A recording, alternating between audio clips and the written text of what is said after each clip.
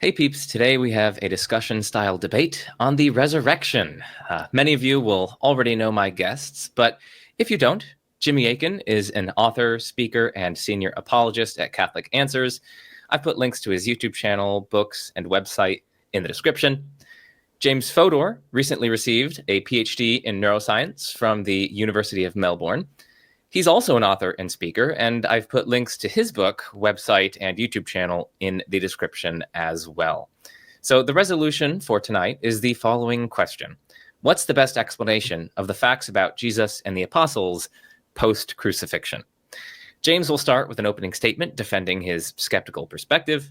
Jimmy will then give an opening statement defending his Christian perspective, and the rest of the video will be a back and forth discussion on points of disagreement that came up. But without further ado, let's turn it over to James for his opening statement. Awesome. Thanks very much, Joe. And thanks, Jimmy, for agreeing to discuss this with me. So it's a pleasure to be here. So what I'm going to be doing today is just talking about how I understand the facts relating to the crucifixion and post-mortem appearances of Jesus and outlining what I call the RHBS model to account for these.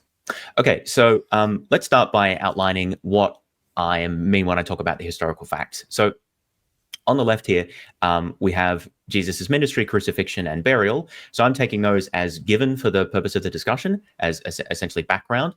And the three that I have on the right, the empty tomb, the appearances to individuals in groups, and the origins of the belief that Jesus had been resurrected, those are the facts that I'm particularly interested in trying to account for, to explain.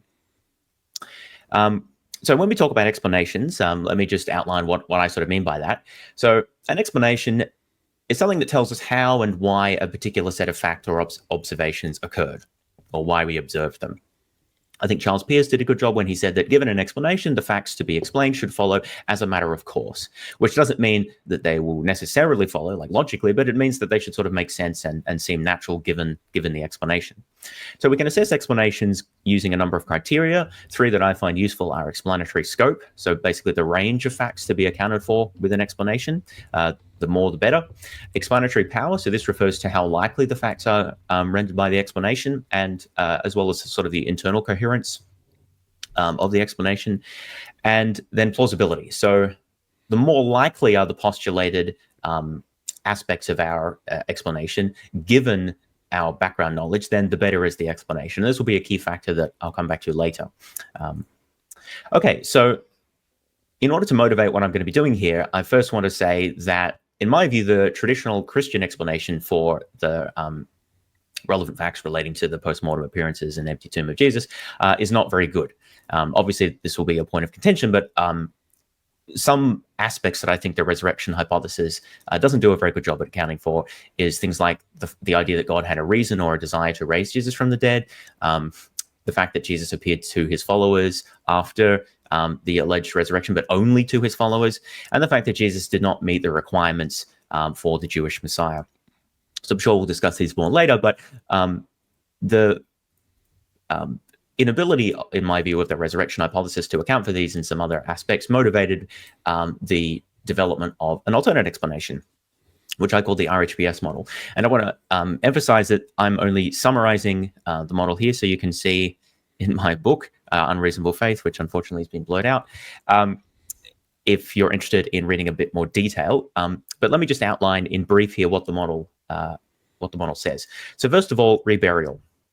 The idea is that Jesus's body was removed from the tomb, probably by Joseph of Arimathea, in what was intended to be a temporary storage. The discovery of the empty tomb, as well as the context in which the events were occurring, obviously, then triggered individual hallucinations of the risen Jesus, which may be bereavement hallucinations. I'll explain that a bit later. These individual hallucinations, in turn, led early disciples to have collective religious experiences of Jesus appearing to them. And again, I'll talk more about that in a moment. Then following these initial experiences, the disciples discussed what had happened with each other. They tried to make sense of it. Their memories were then reshaped by processes that I'll be outlining, such as reconstructive recall, social memory contagion, and cognitive dissonance. In and these processes operated to essentially increase the coherence and the impressiveness of the accounts. And then finally, we have socialization. So any sort of disagreements or residual doubts was tended to be muted over time because of social pressures and injunctions to faith and things like that. So that's the brief outline of how the model works. Let me now go through and discuss some of the individual aspects in a bit more detail. So first of all, reburial. And now we know that Jewish law required that the bodies be removed from the cross before the beginning of the Sabbath, and this is repeated, for example, in John. And the point mentioned there is, in particular, is that the tomb was nearby. And so that was actually the reason why they specifically laid Jesus there, because it was getting late. Jesus' body needed to be removed. The tomb, Joseph of Arimathea's tomb, was nearby. Mark also emphasizes that the burial was hasty because the evening had sort of come rapidly on the Friday evening, and it was there was a necessity to bury the body. Now, we also know that the Romans feared civil disorder, and that there was a particular desire for them to avoid the potential of mob riots. Matthew and Luke both mentioned this. So the hypothesis that I make is that they were particularly interested in having the body buried somewhere quiet, somewhere private, somewhere relatively out of the way, close but out of the way, so as to reduce the risk of further disorder, which had already been precipitated in the events of Jesus's trial. And so the hypothesis here is that Jesus was placed temporarily in a nearby private tomb and as soon as possible was reburied. So this was on Saturday evening after the end of the Sabbath, and then leaving the tomb empty on the Sunday morning when it was discovered by some of his women followers. So that's the basic idea of reburial. Now let's move to hallucinations, individual hallucinations. I'm not going to talk too much about this, but I'm just going to give a flavor of some of the things that I highlight in my book. So we know that individual hallucinations are actually fairly common. They are more common in people with mental disorders, but that's not necessary. They're quite a large proportion of the broader population will experience hallucinations of different types, including auditory, visual, and even tactile hallucinations. So I've just given one reference for this, but there's many studies that look at that. And one type of hallucination that's particularly relevant are called bereavement or post-bereavement hallucinations. And these are experiences that follow the death of a loved one. These are also very common. One study found one third of people who'd experienced a recent loss reported seeing, hearing, or talking to the deceased. Now, it's true that in most cases of bereavement hallucinations, the person who experiences this does not then go on to believe that their loved one is still alive in some form. However, this can happen in the appropriate circumstances. And I just cite one example here of an otherwise psychologically healthy 26-year-old who came to believe that his mother was still alive and reported having encounters and interactions with her. Again, I cite other examples in my book. And so the take home here is that individual hallucinations are not uncommon, and they're particularly known to occur in the context of bereavement. So then we move on to group appearances. And here I cite the work of Rawcliffe, who has conducted studies on these sorts of phenomena. And I should say, I'll be showing a number of quotes just to sort of illustrate the literature that I'm citing. I won't read all of them here. If people are interested, they can pause and have a read of the quote. But the basic idea here is that when we're talking about group experiences, we're not talking about group hallucinations. A hallucination is a psychological experience that occurs in one person.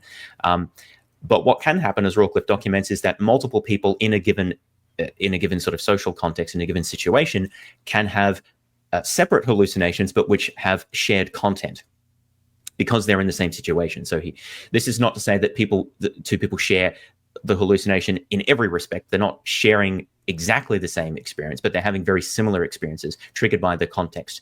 And the idea is that subsequent comparisons typically don't disclose major discrepancies. Any discrepancies that do exist are typically harmonized in subsequent recollection and conversation. And I'll talk more about the mechanisms of those in a bit. So a number of studies have looked at how these sorts of collective experiences of unusual phenomena can occur. One study that I cite here looks at in the context of hauntings and poltergeist experiences. And they talk about how these sort of self-reinforcing selective attention processes can operate. So people identify something that they label as abnormal or paranormal in this context. And then they sort of fixate on that and are hypersensitive to other phenomena that they can then further label as that. And this results in what they call flurries of paranormal observations due to self-reinforcing attentional processes and perceptual contagion. One person noticing something and then commenting on that to someone else who then notices it, and so forth. This is in a paranormal context, but other studies have looked at it in a more religious context as well. Another relevant phenomena is suggestibility. So just a couple of studies here that I cite. Many people are readily able to have experiences to have experiences solicited in them by suggestion. So one study actually constructed a haunted room and basically were able to elicit unusual sensations and hallucinations in a large proportion of the subjects, basically by just suggesting to them that they might experience something abnormal. Another study, which is the second quote here, looked at asked people to keep a diary of while living in a house that was labeled as haunted. And again, they noted an increasing frequency of anomalous or unusual events that were reported just because volunteers were primed to notice particular things. And the authors suggest that the best explanation for that is suggestibility. Another study that looked at similar sort of factors, but in this case in a Pentecostal healing context, described mechanisms for how these sort of miraculous healing events are constructed socially. So they talk about different techniques like suggestion, use of music is important, contextual factors, so the expectation of the audience and the beliefs that they have going into it. And then highlighting attention selection effects, editing, so like highlighting things that are consistent with the account and not those that aren't. So this is an interesting case of documenting how these effects can, how these sort of collective experiences of the paranormal or supernatural can be constructed in kind of real time. Now, another thing that I do in my book is I cite a number of examples of how these sort of processes come together, how we, or plausibly they have come together. We can explain how miraculous events can occur historically using these processes by historical example of when we have accounts of groups of people reporting miraculous or supernatural occurrences. These are just a few that I've shown here. I'm not going to talk in detail about them. You can see my book for more information, but we have Sabati Zevai and Menachem Mendel Schneerson, who were both Messiah, Jewish Messiah claimants. Mendel Schneerson is a particularly interesting case because he is quite a recent figure who still has an active following, and including people who believe that, although he has died, but they believe he is in some sense still alive or has returned and report experiences of him. We have Sathya Sai Baba and Anandamya Ma, who were both Indian religious figures who were believed to be reincarnations of Indian gods, both of whom have a vast array of miracles attributed to them, and I document some of these in my book. Simon Kimbangu was some sort of charismatic Christian leader in the Congo in the early 20th century, and he was actually persecuted by the Belgian authorities. Very interesting case there if people are interested in that. A lot of miracles attributed to him. And one last case, which I couldn't help but include, this is not actually a religious leader, but this is an American anthropologist, Bruce T. Grindle. And he records an account of experiencing what he describes as a corpse coming back to life and dancing in an anthropological context of when he was conducting research. I think it was in Africa in the 1960s. And what's interesting is he didn't actually believe that that's what happened. He just reports experiencing that in that particular context. So a very interesting account to look at there. So these are just some examples of how these processes that I mentioned can come together to generate these sorts of collective experiences. Another slightly different set of phenomena are called mass hysteria. So this is less a single event and more when many people in a given community or a given context report having some sort of experience which we can demonstrate is not actually veridical. And again, I won't go through these here. You can look these up if you're interested. The one that I find most interesting is genital shrinking epidemics, which actually have been documented multiple times in history. So this is when in a particular social context, there comes to be a widespread belief amongst males that their genitals are shrinking due to some sort of disease, even though there is no such disease, and the doctors can tell that no such thing is happening.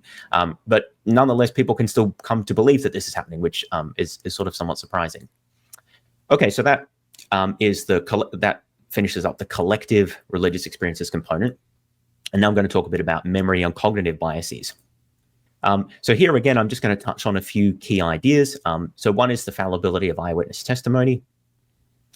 So there's been extensive documentation in recent years, recent decades, about how eyewitness testimony is not always reliable, and many details can be wrongly remembered, and also how false memories can be encoded.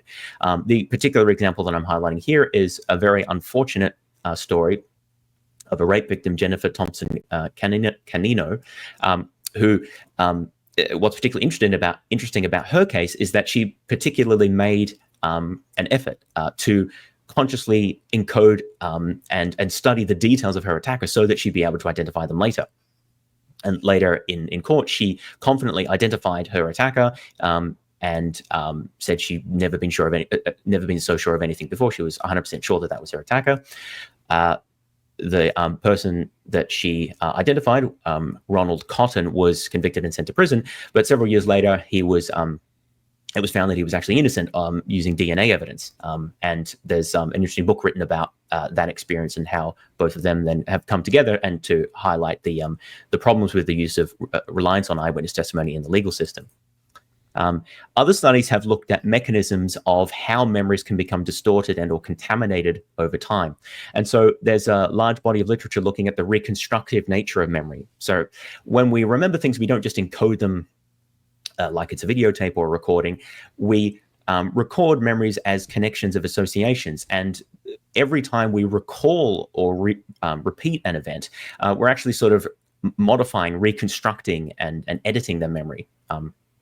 And this, in particularly in social context, this sort of selective rehearsal, identifying things that are important and reiterating those and leaving other things out because of our particular reasons for sharing things, like the social context of sharing, that exacerbates these tendencies, as well as what it mentions here, the schema activated during retelling. So that's essentially like the way we make sense of something, the conceptual apparatus to make sense of it. So it's not like we just remember a set of facts. The way we remember things is shaped by the story that we use to make sense of it. And that in turn distorts the memory over time towards greater coherence with that schema. There's another study here that talks about how false memories can be quite readily elicited in participants. So this one study elicited a false memory of seeing film of a sinking passenger liner in 36% of participants, which is already quite a lot. But then they found out that when they exposed those participants to another participant who reported that they had seen the event, so essentially a Confederate who was saying that they had seen the same thing, the proportion of people who remembered seeing that non-existent footage increased to 76%. And this is just one example of other studies showing that we readily incorporate details from other people into our own memories and then think that we've remembered them ourselves, even if we actually got them from someone else. Cognitive dissonance is another important phenomenon some people may have heard of. So this essentially occurs when people are resistant to belief change, when one of our deeply held beliefs is threatened by disconfirmation. We're resistant to changing that belief, and so we come up with cognitive strategies in order to avoid that. A good example of this is 1844, what's called the Great Disappointment, when the Millerites believed that Jesus would return. But that didn't happen, and so there was a lot of soul searching in an attempt to make sense of that. But the movement didn't die out; it sort of morphed into what's now the Seventh-day Adventist Church. And scholars have developed explanations for how this happens, and one of the mechanisms that is, I think, very relevant for us here is what's called spiritualization. The idea is that the prophesied event, which was initially stated to be a sort of visible, verifiable event, is reinterpreted to be an invisible spiritual occurrence. And so that's what the Seventh-day Adventists sort of reinterpreted their prophecy to be. And I actually think that this is very similar to what happened with with Jesus' followers' expectations of what the Jewish Messiah would be. That was reinterpreted from a physical earthly kingdom to a spiritual heavenly kingdom. There's also a lot of evidence about irrational belief persistence. So people persist in beliefs that are demonstrably false and have overwhelming evidence, even in spite, in many cases, of substantial cost or risk to themselves. Again, I won't go through those examples here. I document those in my book.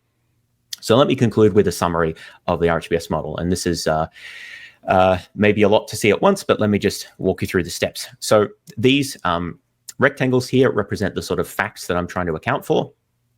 And these ovals represent essentially beliefs or psychological states of the apostles or the followers of Jesus. And then the dotted rectangles here represent the factors that I'm hypothesizing as being relevant to the process here. So the idea is that the death of Jesus triggered a state of fear and despair in the disciples. Gospels mention that. The reburial accounted for the empty tomb. Now, the empty tomb combined with cognitive dissonance about having their Messiah killed and trying to make sense of that and their sort of vulnerable bereavement state, that triggered a sense of expectancy in the disciples, which then led to individual hallucinations, and reports of those then increase that sense of expectancy. So there's a sort of a self-reinforcing cycle there. These expectancies following these individual hallucinations, operating in the context of some of these mechanisms that I've discussed, so the spiritual context of trying to understand Jesus's mission, selective attention, suggestibility, and those other social mechanisms that we talked about.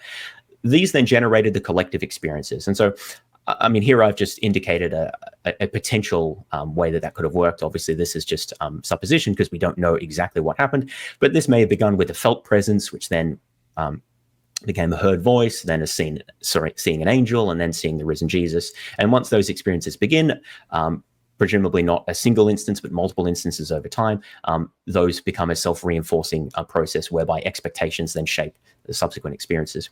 So those collective experiences, operative in the context of irrational belief persistence, memory conformity, memory contamination, and some of the other effects we discussed before, those then generated memories of experiences of the risen Jesus, not necessarily identical to those in the Gospels. I think that there's a subsequent development on from those, but at least memories of some sort of encounters with the risen Jesus. Now, those memories combined with the empty tomb, and this is important, the memories combined with the disciples' belief of the empty tomb, then generated the belief that Jesus had been resurrected from the dead. So that concludes the RHBS model. And while I acknowledge it's not a perfect explanation, no explanation is, and I'm sure we'll discuss some of the issues going forward, I think it is a plausible explanation for the relevant facts that is internally coherent and does not appeal to any postulates that are not plausible given the historical context and or the knowledge we have about human psychology and social mechanisms of belief formation in these sorts of contexts. So that's all I have, and thanks very much for listening. Awesome. Thanks, James. Let's turn then to Jimmy's opening statement. So I'll add this to the stage, and Jimmy, you can take it over. Okay, so I'm going to share with y'all some thoughts on the resurrection of Jesus. And this isn't going to be a full-orbed presentation because by agreement we have 15 to 20 minute opening statements, and it's not possible to give a full-orbed presentation in that amount of time. But I will share some relevant thoughts. One of the things that I thought I'd begin with is actually a point of agreement between me and James. I was, in reading his book, very pleased to discover a passage where he says the burden of proof always lies with the person making the claim, whatever the claim happens to be, not on those who are dubious about the claim. And this is something I've said for a long time, for years, in fact. Back in 2003, I wrote that whenever two people disagree and one wants the other to change his view, then the person advocating the change always has to shoulder the burden of proof. Anytime somebody wants us to change a belief we have, that person needs to give us reasons why we should do so. And so in that sense, he takes the burden of proof. So, for example, I think a lot of people in philosophical and apologetic discussions kind of get off on a wrong track by assuming one side always has the burden of proof. But that's not the case. If an atheist wants to convince a theist to reject belief in God, then he needs to give the theist reasons to do so. He has the burden of proof. And similarly, if a theist wants to convince an atheist to embrace belief in God, well, then he needs to give the atheist reasons to do that. So the theist has the burden of proof in that case. A point of difference is what's between James and me is what's the most reasonable explanation for the post-crucifixion data we have regarding the disciples. James believes that Jesus rose from the dead is not the most reasonable explanation of the data at hand, whereas I think it is. And so in our discussion tonight, James shoulders the burden of proof for convincing believers in the resurrection that they should believe in something else, and I shoulder the burden of proof for convincing disbelievers in Jesus' resurrection that they ought to believe in it. And now, I'll tell you right now, my final conclusion is going to be that the conclusion that you come to on the resurrection will largely depend on the prior beliefs, or what are sometimes called priors, that you start with. And the way this works is, we all have a variety of previous beliefs before we encounter specific data. And then once we encounter that data, we look at it in terms of our priors or prior beliefs, and then that allows us to arrive at posterior conclusions, at conclusions we arrive at after looking at the new data. And so what your priors are very important. For example, if you are of a perspective that some event, it doesn't matter what it is, we'll just call it event X. If you're of the perspective that, well, that's just impossible, then even if you encounter some data supporting event X, you're likely to conclude that, well, event X just didn't happen because that's impossible. On the other hand, if your prior belief is that event X is likely to occur, and then you encounter some data supporting event X, then your conclusion is likely to be, well, event X must have happened. It's likely to happen, and I have data that it happened, so it must have happened. Now, in our discussion tonight, there's flexibility in how terminology works, but I'm interested in talking about what are called paranormal events, and this is understood rather broadly. A paranormal event, as you could tell by the parts of the word, is any event that is not considered normal in our culture. That's what makes it paranormal. Para is a Greek preposition that means beyond or alongside. So paranormal events are beyond or alongside normal events. And examples of paranormal events include miracles, angelic or demonic experiences, visions, ghosts, psychic abilities, all kinds of things like that. And one specific paranormal event that our discussion is focused on tonight is the idea that Jesus rose from the dead. Normally, people don't rise from the dead. So if Jesus rose from the dead, well, that would be a paranormal event. But different people have different perspectives on the paranormal. And here are three common positions. One of them, which I take James to be representative of, is what could be called skeptical materialism. And this view holds that paranormal events are either not common or they're not possible. So different skeptics may have different perspectives. Some might say they're altogether impossible. Others might say, well, I'm not going to say they're impossible, but they're certainly not common. They're rare. Another perspective is represented by the evangelical William Lane Craig, and this view is common in evangelical Protestantism. And it holds that paranormal events are either not common or not possible outside of Christianity. They will say things like miracles, yeah, that happens in the Bible, that happens in conjunction with Christianity, but they're going to be much more skeptical of paranormal events outside of a Christian context. Then there's what I regard as the early Christian perspective, which I represent, and it holds that paranormal events are both possible and common, both inside and outside of Christianity. So it's a fundamentally different perspective that allows lots more paranormal activity to occur. Now, when it comes to the specific paranormal event of the resurrection of Jesus, these three perspectives are going to dispose individuals towards taking different attitudes toward it. A skeptical materialist like James would say, well, that paranormal event likely didn't happen. There's some other better explanation for the data. On the other hand, an evangelical like Bill Craig is likely to say, no, I think it did happen. And on that, I would agree with Bill Craig. I think that the resurrection of Jesus is the most likely explanation for the data we have. But things are going to come out differently if we look at other paranormal events. For example, in reading his book, Unreasonable Faith, I got the impression that James would likely be very skeptical that an apparition of a ghost, meaning a departed human spirit, really appears to you, that kind of experience is likely not to happen. It's either not common for that to happen, or it's even impossible for the soul of a departed human being to appear to you. Bill Craig, for theological reasons, would agree with James on that. He doesn't think that apparitions of ghosts happen. On the other hand, as a representative of the early Christian view, I think apparitions of ghosts happen all the time. That doesn't mean we need to be credulous about them and never cross-examine them, but I think they happen a lot. In fact, we're going to get into that a little bit.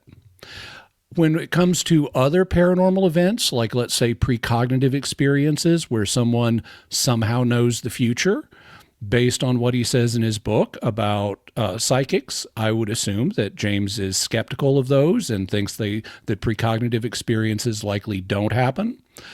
Bill Craig, he doesn't seem to have a firm view on this, but I do. I would say that precognitive experiences likely do happen. In fact, we have some really good scientific evidence that they do.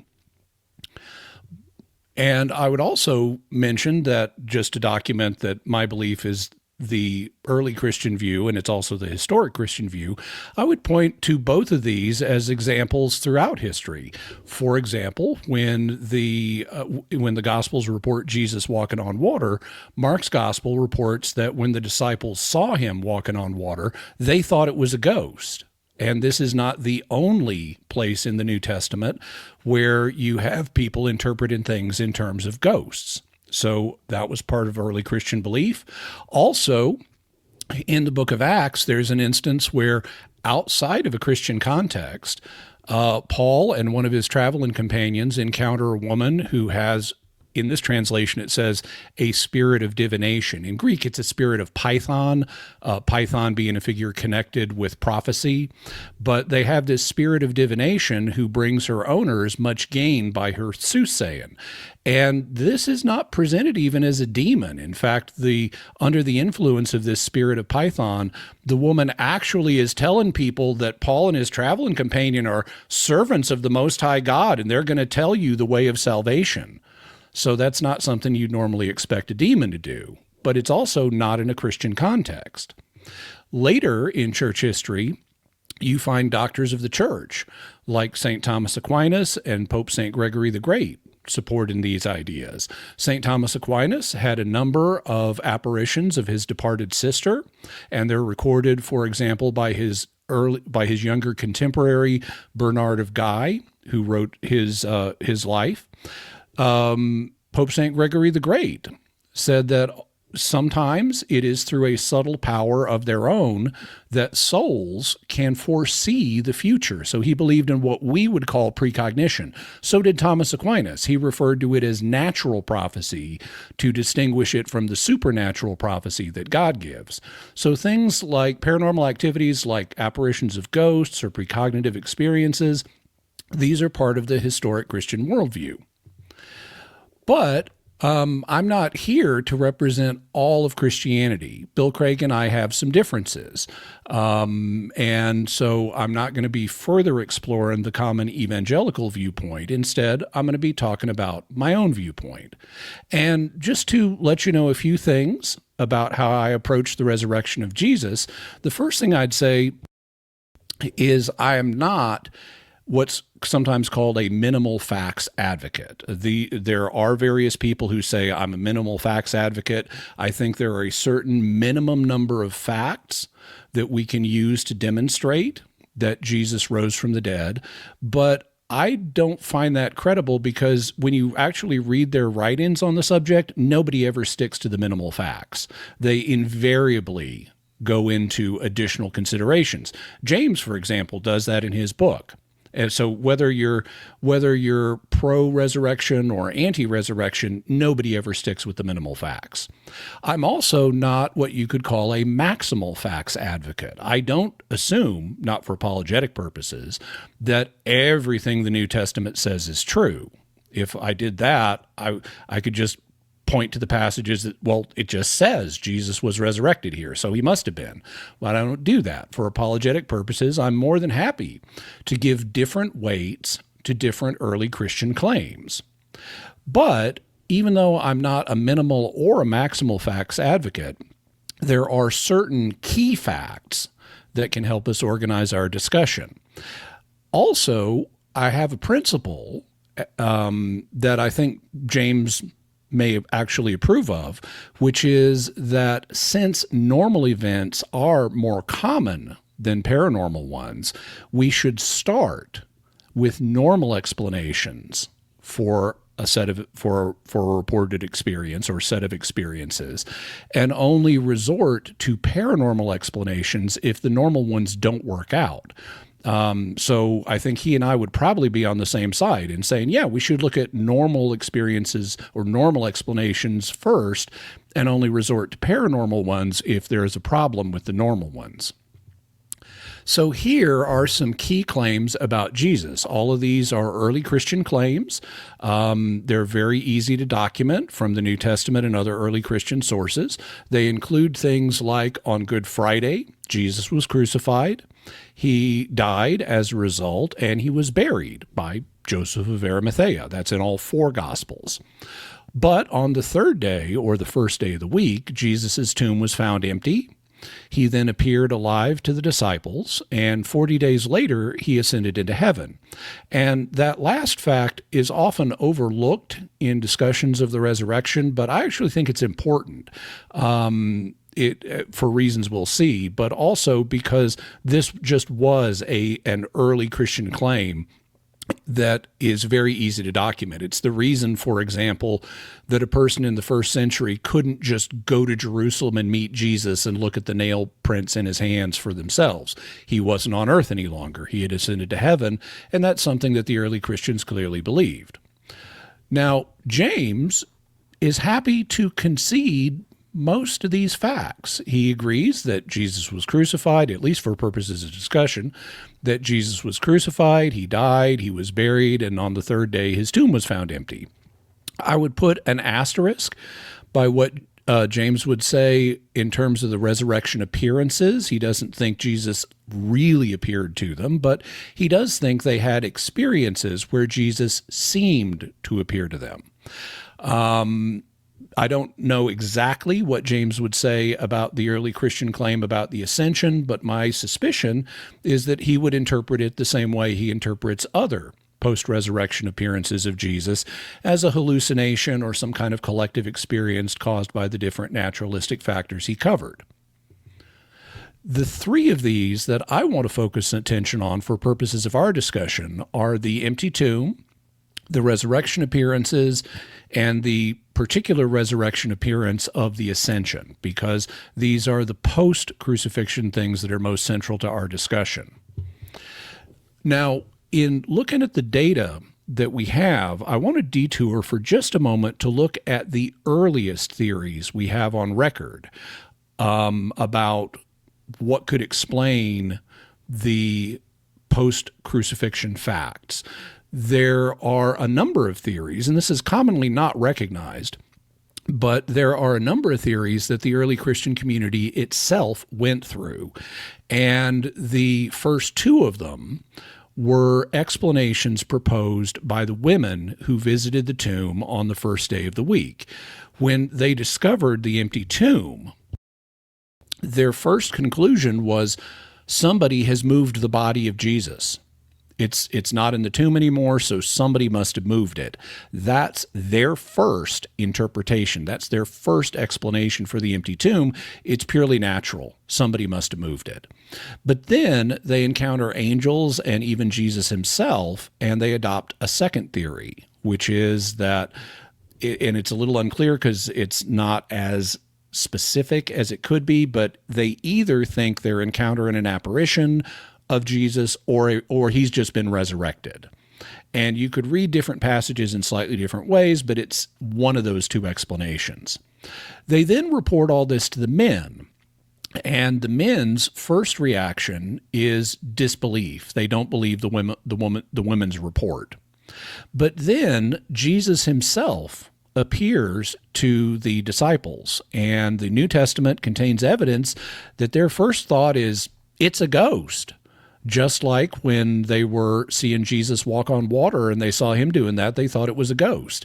And in the Gospels, Jesus similarly has to say, hey, look, I'm not a ghost. A spirit does not have flesh and bones, as you see I do. And then he does things to demonstrate to them that he really is physically alive. He's able to eat food. He's able to let people probe the nail prints and the spear wound in his side. He does things to physically demonstrate, I am alive. And that's when they conclude he's been resurrected. So both the women and the men have more than one initial theory, and they don't immediately leap to the resurrection hypothesis. They cross-examine the situation and only find their way to the resurrection as a fallback once the other theories they've considered have been shown to be problematic. But those are the earliest theories. So what about more recent theories? Well, we know that the early Christian proposal was that Jesus rose from the dead. But others have proposed a lot of alternatives. For example, maybe the disciples went to the wrong tomb, and thus they thought it was empty when it really wasn't. Or maybe someone moved the body. Or maybe Jesus just swooned on the cross. He went unconscious and then later revived. Or maybe he had a twin. Or maybe the disciples hallucinated the resurrection appearances. Or maybe they made them up. Or maybe they both moved the body and then made up the resurrection appearances. Well, most of these have problems.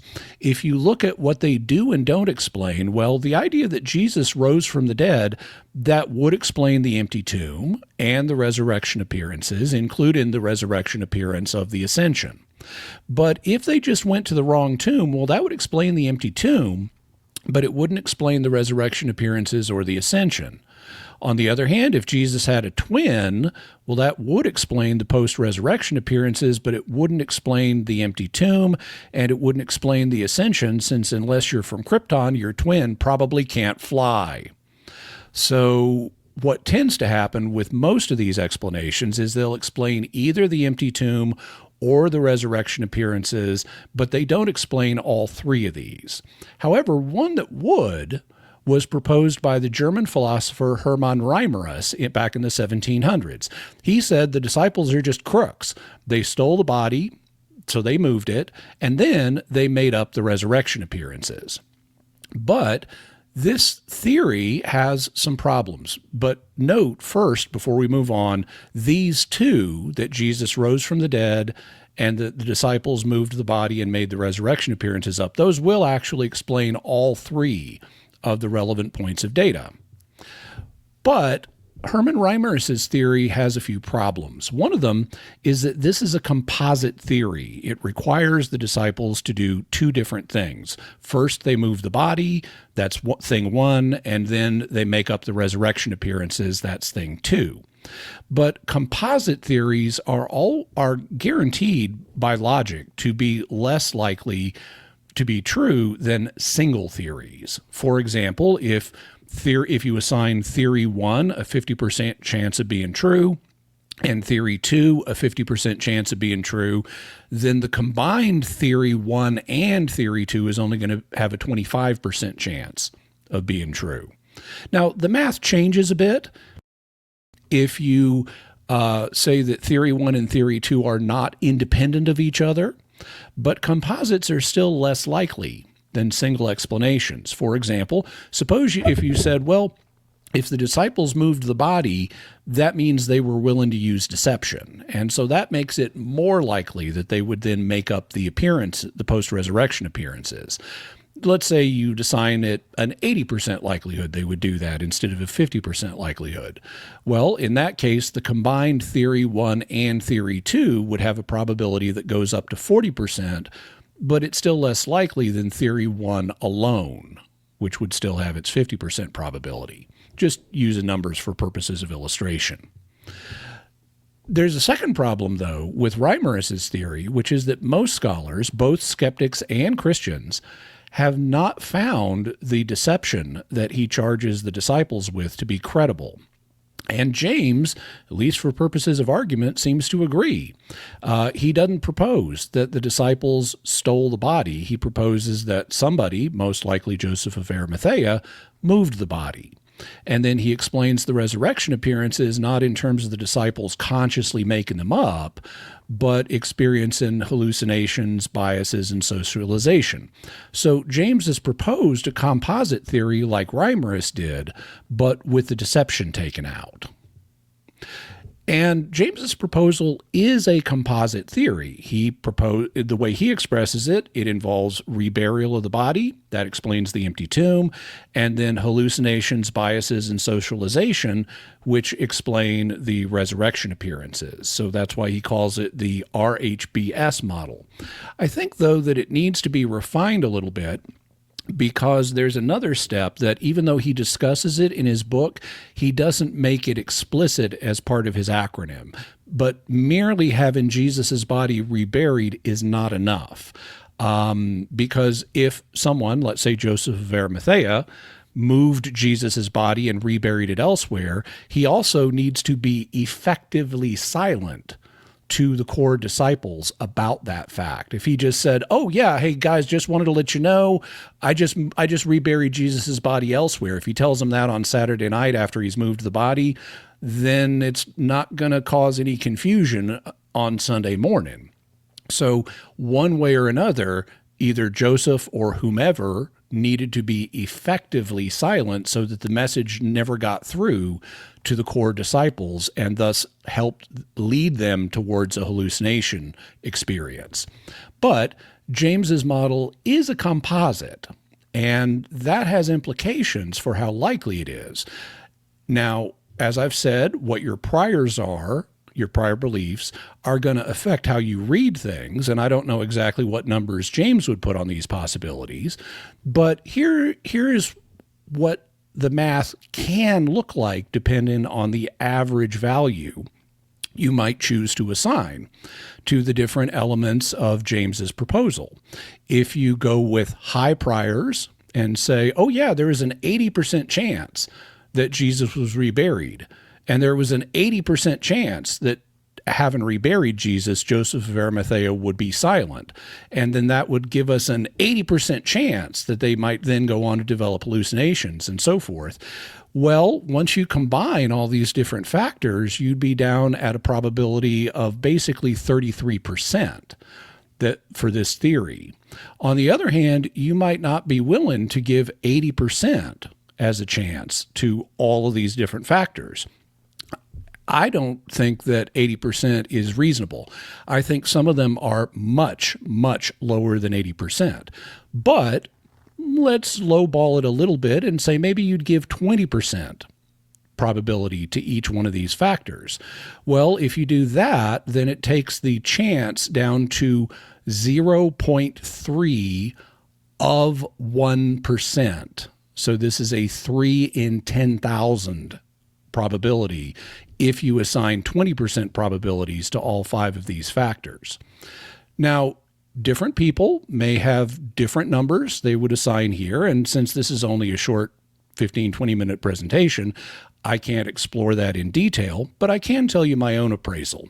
My own appraisal is that I find the idea of reburial highly implausible, and we can go into why I say that.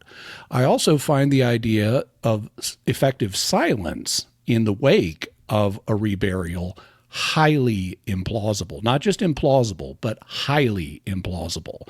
And so I don't find the RSHBS explanation of the empty tomb to be plausible.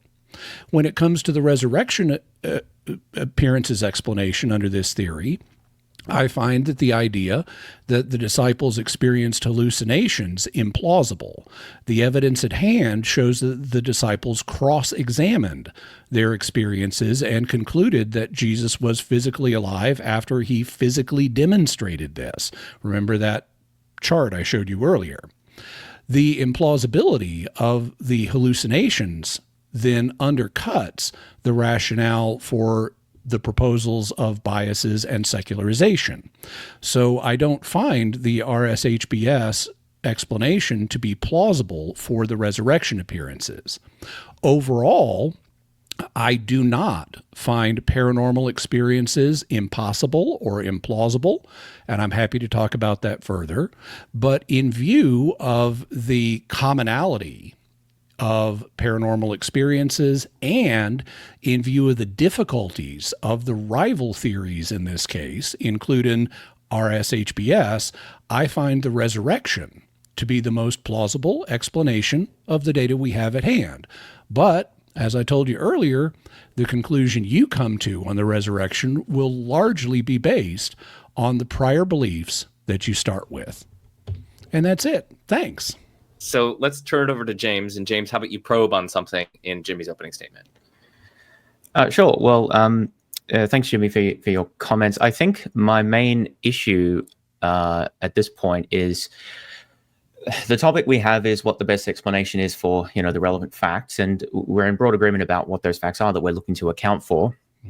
Obviously, I put my preferred explanation or a summary of it out there. And Jimmy, what I felt like is that you talked a bit about my RHBS model. You've talked a bit about what other people think. You talked a bit about paranormal claims and other things in general. I don't think you really said anything about the resurrection explanation, like what that is, why it's plausible, and actually defended it. So I would like to hear more about that. Well, I think I covered that. Perhaps I could have been more explicit about it, but as I indicated, I think that investigating any paranormal claim, you make a list of the proposed normal explanations and you examine them, and only if you find that there are problems with them do you embrace a paranormal explanation. So that's what my presentation did. I made a list of here are all these alternative explanations. All of them except Reimerus's and yours, I think were very easy to eliminate. And then I spent more time on Reimerus and yours to show that I think that they also have problems. And so since all of the alternatives have problems, and since I don't think that paranormal explanations are impossible at all or even uncommon, I therefore conclude that the resurrection is most likely to be true. Now, I didn't have time to mathematically formalize that, and you also didn't give us a mathematical formalization, but that's the essential structure of my argument. Assume the normal until you've shown it's problematic, and if you can show that all of the normal explanations are problematic, then you're warranted in embracing a paranormal explanation. So it seems to me that methodology is completely untenable. So Is it? Do you not? Tell me why. Because if we followed that approach, every single instance of any phenomena that didn't have a fully worked out and complete scientific explanation, we would just accept some sort of paranormal explanation. Because there's always going to be a problem with any scientific explanation that's not complete yet. And therefore, using your methodology, you would go through the proposed natural explanations or scientific explanations. All of them would be found wanting, and therefore you would adopt a paranormal explanation. That's what you've done in this case, and it seems like that's what you're saying scientists should do if they followed your methodology. No, that's not what I'm saying, and that's not what I've done in this case. I would say that I don't know is a perfectly acceptable explanation.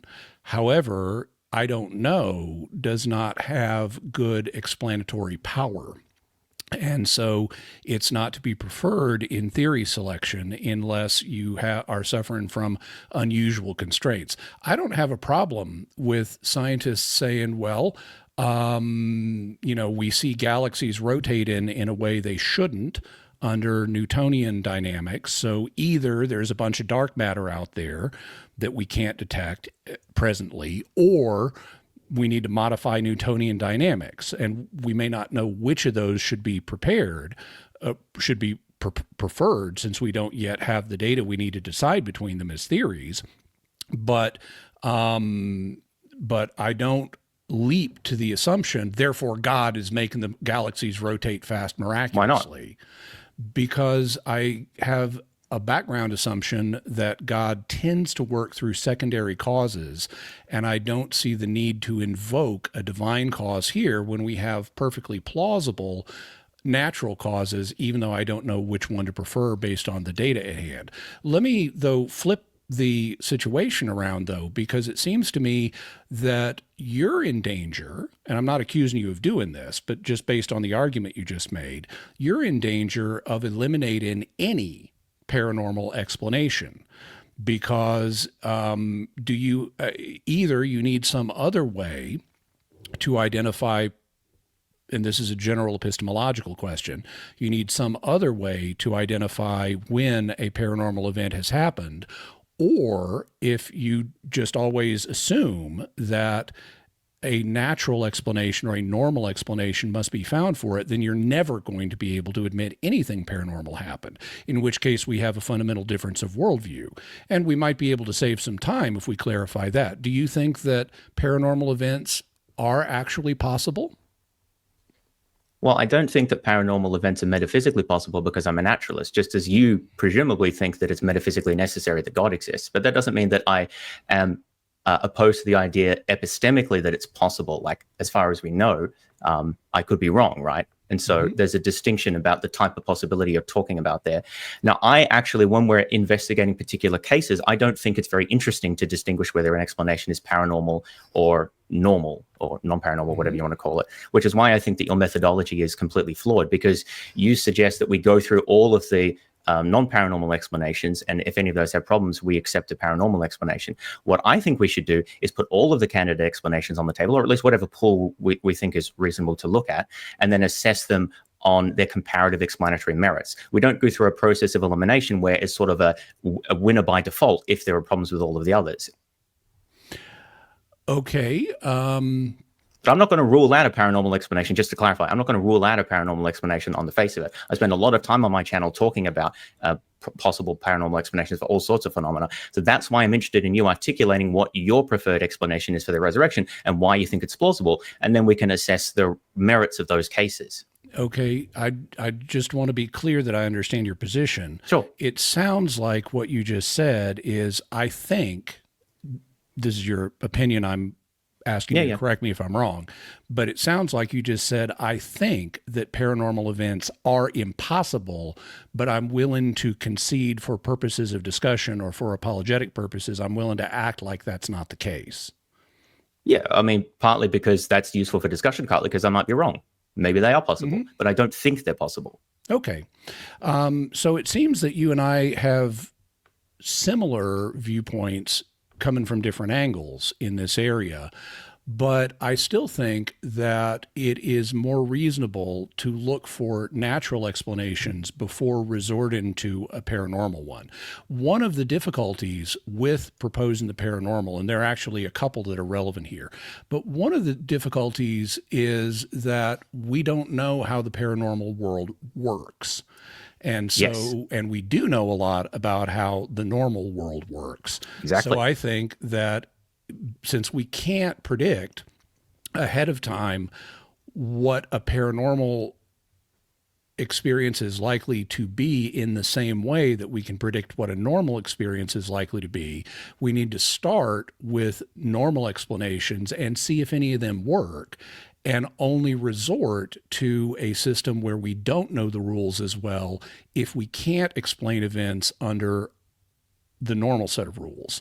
The other reason that I think that the approach that you're advocating is problematic is that these particular paranormal experiences, like Jesus being resurrected, are dependent on agency. Such as God raised Jesus from the dead or something like that, or Jesus raised himself, or God and Jesus raised him, however you want to put it. It depends on agency, and what an agent does cannot be predicted ahead of time in a philosophical way. We can make guesses, but they don't exceed guesses under normal circumstances. And so once again, I think the logical approach is to say, well, can we explain this in purely normal terms? And if we can't, then it makes sense to appeal to systems that we know less about, like the paranormal world, and systems that are less predictable, like the free agency of agents who are making choices about what to do. Okay, so I have a question about that. So let's take a specific example of a proposed mechanism that Joseph of Arimathea, or maybe someone else, moved to Jesus' body and didn't tell the disciples about it. Let's take that as is that what we're assuming, or is that what we're going No, to I'm discuss? just saying, consider that for a moment. Okay. You think that's very unlikely. Yeah. And I don't think that's particularly unlikely. But let's then consider, okay, so there's a question about how probable that is, how likely that is to have occurred given our other accepted knowledge, right? Now we have another issue on the table, or another possibility, which is that God rose Jesus from the dead, or Jesus raised himself, again, however you like to phrase it. Now, we have a question, it seems to me, is how plausible is that given our background knowledge, given our accepted knowledge? Now, as you say, that relates to agency, so maybe that's harder to assess. What I would in my opinion, what we need to do is assess the relative plausibility of these two claims. Obviously, it's not just those two. I'm just using this to illustrate the point, right? We need to compare the plausibility of those two claims given our background knowledge. Obviously, our background knowledge will differ, and you've highlighted that point, which I agree with. I discussed that in my book, as you would have known.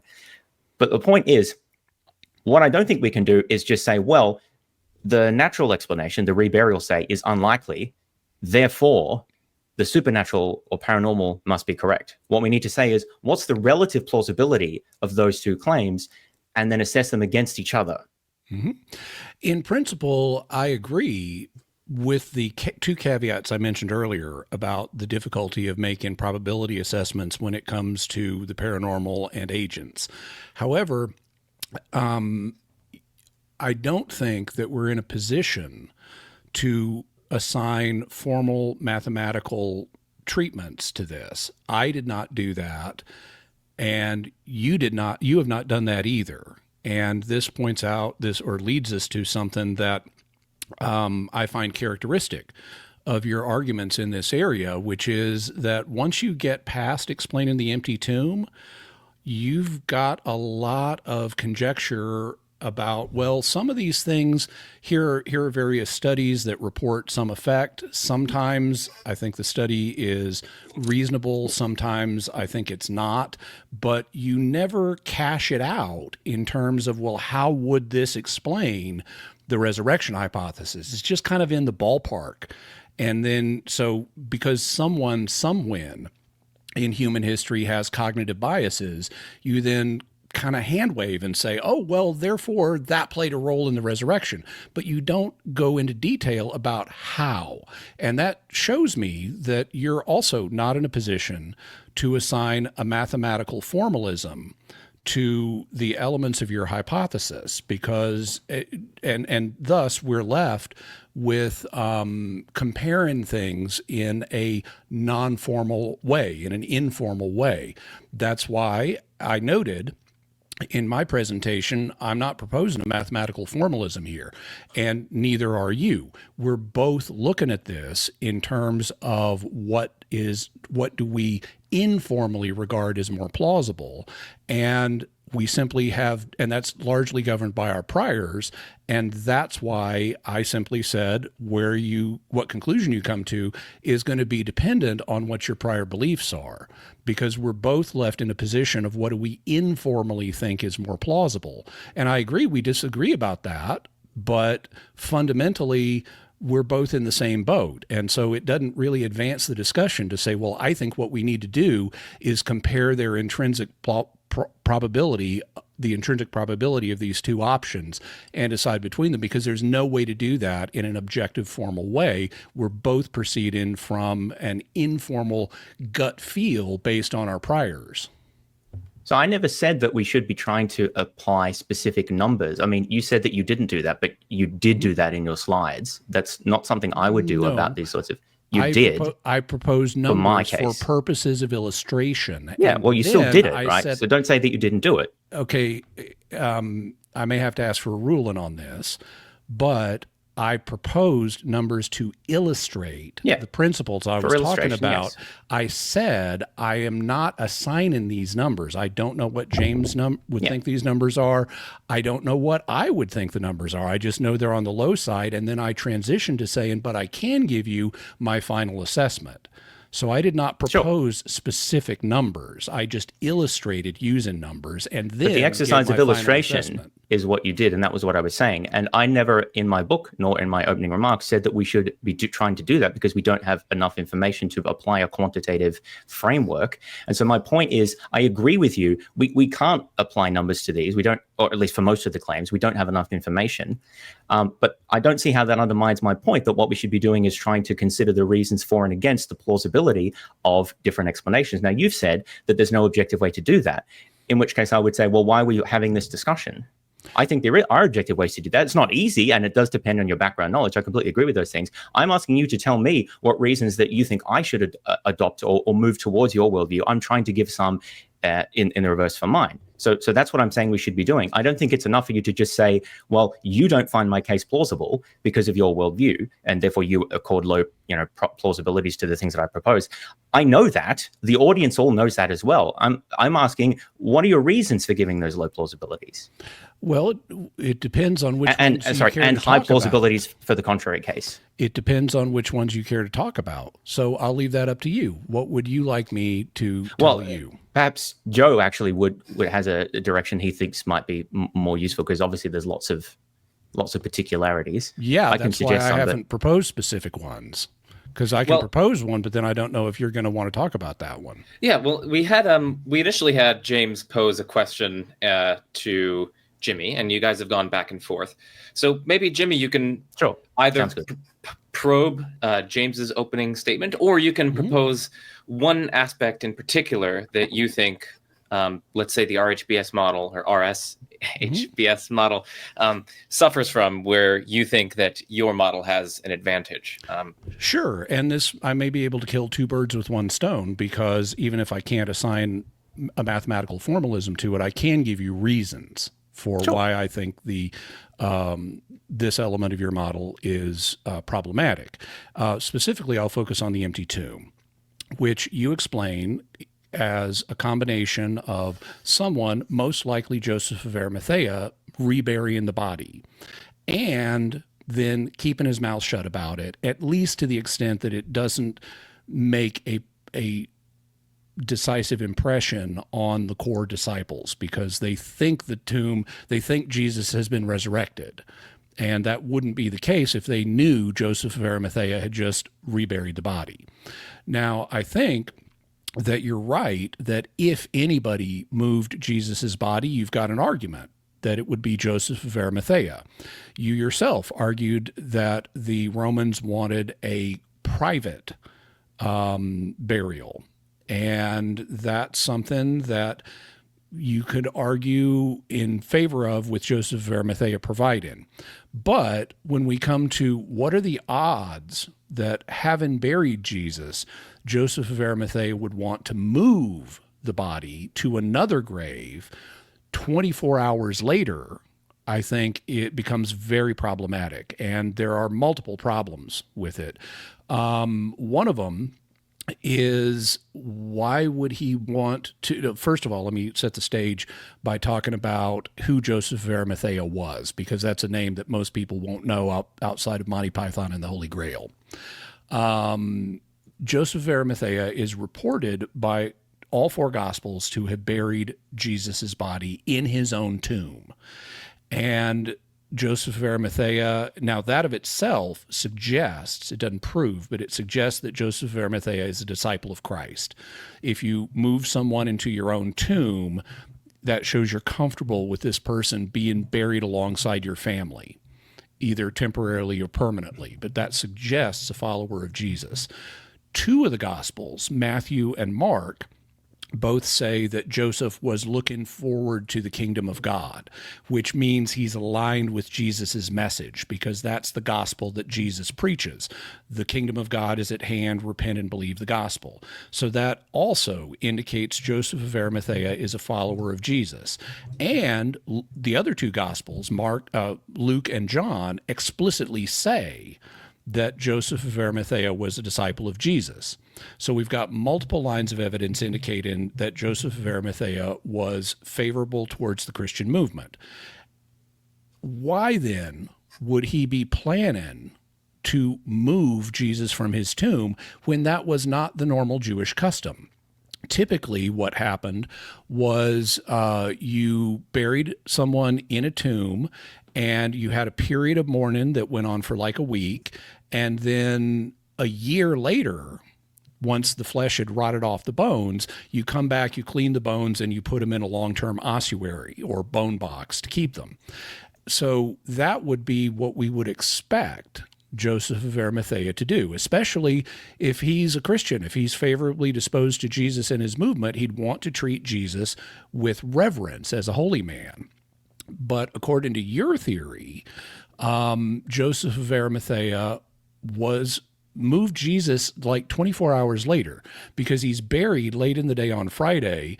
The Saturday begins, the Sabbath begins at sundown on Friday, and then it lasts through all of the day on Saturday, and then they find the tomb empty on Sunday morning. So the only time to move the body would be Sunday night. So Joseph of Arimathea, contrary to the normal expectation of what a follower of a holy man is going to do once he's buried him in his own tomb, chucks him out of the tomb in just over 24 hours. And he's doing it at night, which is just you would need some powerful motivation to say, hey, let's just wait until the morning and do this when it's light.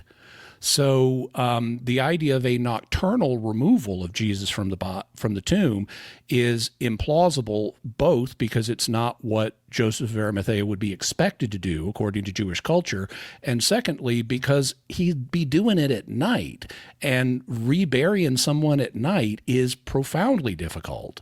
So I think for those two reasons alone, the idea of a reburial is problematic. I think there are further problems when we get to the idea that he would have stayed silent about this, but I'll let you give a chance to respond to those points before we move on. Sure. So there's two levels to this it'd be good to discuss both. One is discussing the plausibility of removal, and the other is contrasting the plausibility of removal to the plausibility of resurrection. So let me start with the first. So, Jimmy, you've argued that there are two main reasons that you think that the removal of the body, the reburial, was implausible. One is that, according to the Gospels, Joseph was a follower of Jesus, and so he wouldn't want to do that. And second of all, there are three reasons, because the second one was that reburial was not a normal Jewish custom, and the third one was that it would have had to have been at night, which indicates a particularly sort of strong desire. It's sort of an odd thing to do. So it seems to me that all of these are readily answered if we assume that Joseph either was not a follower of Jesus, or if he was prevailed on by other people to move the body out of the tomb. I actually mentioned this in my book, the idea that if Joseph was sympathetic, obviously being a follower of Jesus is not a binary thing. He may have been sympathetic, but not necessarily fully involved, right? The idea is that he may have offered his tomb to serve as a site of burial. Perhaps initially it was intended to be permanent, or maybe it was only temporary, but let's bracket that. He then goes off on the Sabbath. He mentions what he did, perhaps to his wife, because as you mentioned, the Jewish tombs are family, owned by the family. And it was a rock-hewn tomb, so that would have been expensive. Obviously, he was a man of means. The idea is, well, someone in his family didn't like the idea of having Jesus's body there. And so he was prevailed on to remove it as soon as possible.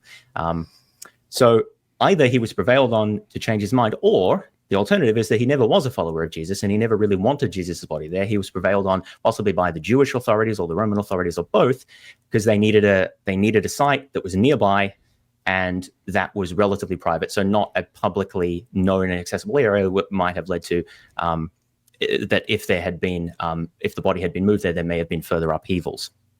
So that's the hypothesis, right? That either one of those things is true, that Joseph of Arimathea wasn't really a follower of Jesus, contrary to what the Gospels say, or some of the Gospels say, or that he had initially been sympathetic, but was prevailed on to move the body. So then let me follow up. Oh, you can follow up. I have another element. Prevailed on to move the body by whom? You've named his family. His family. Okay. Now, I want to be clear about the reason you're making this proposal. I recognize you can propose this, But from an evidential point of view, I want to say what's motivating this proposal. Well, to account for the data, clearly. No, hang on. Because you're actually departing from the data we have. You're speculating, you're introducing new proposals that we don't have evidence that supports. And I want to know why you're doing that. It seems to me that the reason you're doing that is not because you have data that supports the idea that he got home and his wife got out a rolling pin and promised to thunk him if he didn't move Jesus immediately as soon as the Sabbath is over. You're proposing this not because you've got evidence for it, but because you need to make this proposal because you find the resurrection less plausible than any natural alternative. And so I think what you're doing is cherry picking the data. You're accepting those things that the Gospels say when they support your thesis, but you're perfectly willing to cast what the Gospels say aside if it doesn't support your thesis. Of course. Or invent. How could I do data. anything else? Well, the Gospels say that Jesus rose from the dead. I can't possibly believe everything in the Gospels as an atheist, right? That makes no sense. I'm not saying you should. Like I said about myself, I am not a minimal facts person or a maximal facts person.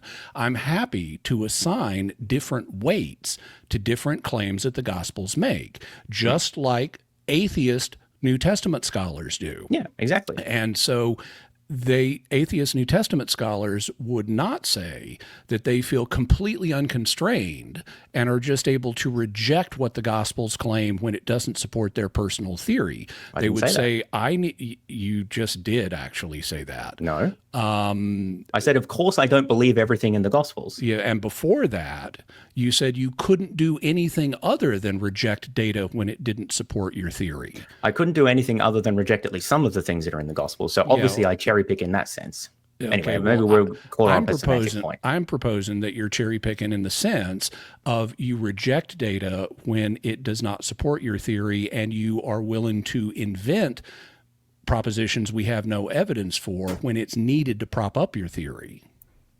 Okay, well, let me explain using different terminology what I'm doing here. Please. So I'm taking a set of data. I do not, following people like Ehrman, accept everything that the Gospels say, and I don't feel compelled to do so. There are certain facts that I'll accept. I think that's reasonable. Others I'll take as potential. I'll take maybe for the sake of argument. So I may appeal to things that I wouldn't necessarily accept, but for the sake of argument, we can appeal to that for a particular purpose. So, for example, was Joseph of Arimathea a sympathizer of Jesus? I'm actually not saying one way or the other. I'm saying, well, maybe he was, in which case perhaps he was prevailed on by his family to remove the body. Or maybe he wasn't, in which case he never intended to leave Jesus there in the first place. So I'm actually not taking a position on that. But let me then make the broader point that I wanted to make before. Mm-hmm. So obviously, we don't have specific evidence that the body was removed. Mm-hmm. I'm not saying that we do. I'm postulating that as part of my explanation.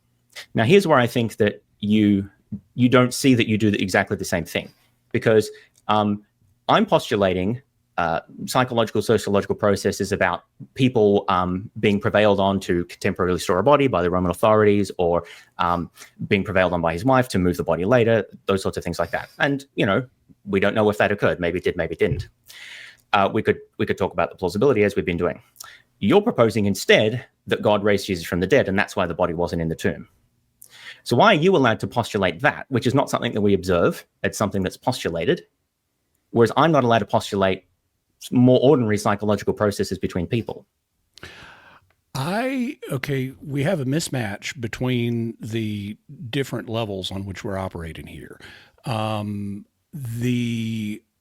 propose the resurrection because I don't have a problem with it the way you do as a naturalist. And there are problems with the other theories, some of which we've discussed. On the other hand, I am not proposing things as part of this argument that I don't have evidence for. When I specifically addressed the question of would Joseph of Arimathea rebury the body, I pointed to this is not what would be expected, and I laid out the process that normally happened in Jewish society at this time. So that's what we would expect. You want us to propose something, you want us to accept something that deviates from that. Correct. That's exactly what you want us to do. And you don't have evidence to support that beyond the need to save the hypothesis that To explain the whatever hypothesis. else must be true. So let me ask you this. If you object to my characterization of your point of view as being made in order to rescue your rejection of the resurrection hypothesis, what would convince you that the resurrection hypothesis was true?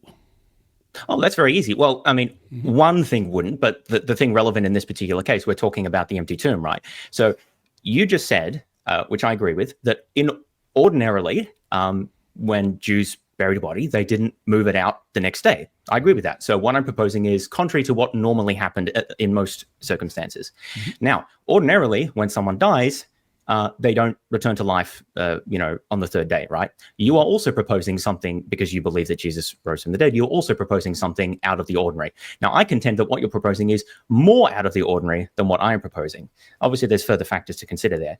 But what I would I've got to a whole answer bunch your, of constraining additional factors. of course you do, which I've been asking you to talk about. But to answer your question, what would convince me in this particular case is arguments that my postulate about why things went out of the ordinary, which is about, Joseph of Arimathea having a change of mind or the Roman authorities prevailing on him and so forth, that's less plausible, all things considered, than your postulate about why God wanted to raise Jesus from the dead. Because one of those two things, let's say, has to be the case. So what would convince me is reasons to favor yours over mine. Well, that might be a good bridge if we want to talk, because we've talked now about Sure. reburial and silence. That could be a good We haven't bridge talked if you silence, want. but okay. Okay. I mean, if you do want to talk about silence, we could go on to that. Because presumably, Jimmy, the way you would answer his question there would just be to highlight some other factors that make, in your view, his view less likely. Correct. So how about we kind of shift gears a little bit? Sure. So I'll turn over to you, Jimmy, to steer the discussion then. If you want to go into silence, you can, or you can go on to hallucination. Yeah, well, one thing that I think is, like I said, James and I are operating on different levels because in our discussion thus far, I've looked at one specific thing, the idea that there was a reburial, and he's pitting that against the resurrection hypothesis and saying, well, we're both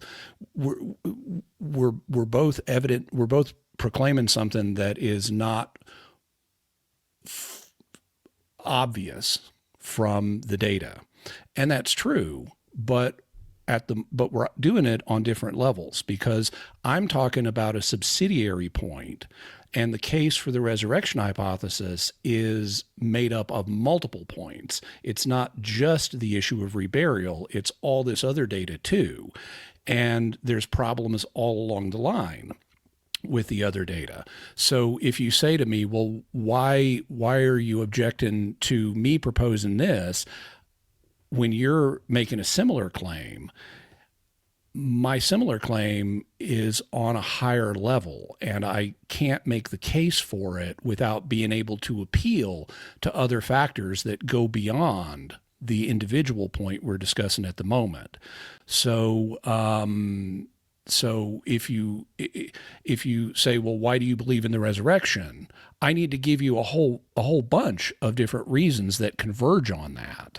I can't just give you a single thing to explain it. Whereas with why did this happen with Joseph of Arimathea? Why would he rebury the body? You are not able to give me, even though I'm asking about a simple thing that is not part of a larger construct, or that is not the result of a larger construct, it seems to me that you're motivated to say that by just the fact you find the resurrection hypothesis implausible. Well, hang on a minute. That seems a bit unfair. So you've just said you can't give a single reason as to why it's plausible to say that God raised Jesus from the dead, thereby accounts for the empty tomb. Because you're asking for a top level, the justification of a top level claim instead of a subsidiary claim. What would the subsidiary claim be in your case there that I should appeal to? Some kind of evidence that I'm not advocating that you need to. I don't think you have any evidence for. I'm asking what evidence you have. Oh, sorry, maybe that's what you're saying. Sorry. I don't think you do have any evidence for Joseph of Arimathea's family forced him to move the body on Saturday night. Hang on. Maybe I don't. I'm asking what evidence you have for your, because you said I shouldn't appeal to the top level claim about the resurrection. I should appeal to the subsidiary point. So that's what what is that subsidiary point in your case? I'm not currently. So I've already told you my evidence for what you would normally expect to happen on this subsidiary point. I went through the whole process of here's what normally happened. You're proposing a deviation. Yeah, but you don't think that that's what actually happened. You think something different happened. I think what happened is what normally happened. What normally happens is someone stays dead. No, you don't think that's what happened. You just frame shifted again. What frame should I be using? Hang on. You just shifted up to the top level frame of was Jesus resurrected? The specific point we're talking about is did Joseph move the body? I think that what normally happened in that circumstance, namely the body was not moved, is what happened. Yeah. Okay. So you keep jumping up. You keep jumping levels. No. I'm just talking about a different aspect. So you want to talk about why the body was moved because normally bodies aren't moved, and so it's more plausible to say it wasn't moved. Yep. But I'm saying in this case, it's more plausible to think that it was moved because that accounts for how the tomb was empty. Your proposed explanation involves God raising Jesus from the dead, which is even less plausible than someone moving a body. It only becomes more plausible if you are committed to Jesus did not rise from the dead. That's what's motivating you. No, we're contrasting different explanations. I'm asking you to explain why it's more plausible in your view. You can't just say that it's automatically more plausible just because it's not more plausible just because my view was wrong. You have to show my view could be wrong and your view could be even less plausible. You have to show why it's more plausible. On the subsidiary view, I've already showed you why it's more plausible because that was the standard practice. No, why it's more plausible. Trying to jump to another Why level. is it more plausible that God raised Jesus from the dead, which doesn't normally happen, than Joseph moved the body, which also doesn't normally happen? That's what I'm asking. You keep saying I'm not allowed to ask that question. I don't know why I'm not allowed to ask that question. You're allowed to ask the question, but if you want me to answer it, you've got to give me way more time because you're asking for a detailed, complex answer. You can have as much time as you like. I think our kind host, Sleepy Joe, might be a little too sleepy for that. Okay.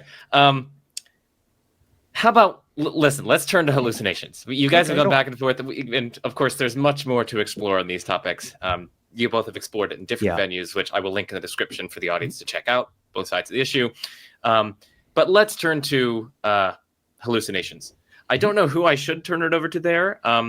Does one of you want to? Jimmy can go. That's fine. Okay, yeah. Jimmy, so how about you start probing what James said in his opening statement there?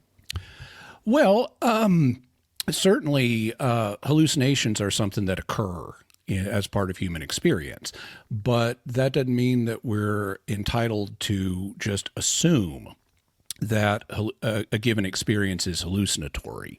And in reading James's book, and I know I'm going beyond what he presented right here, that's but fine. in reading James's book, he presents multiple examples of things that he considers to be hallucinatory, such as experiences people report after a loved one has died, which he refers to as grief-induced hallucinations.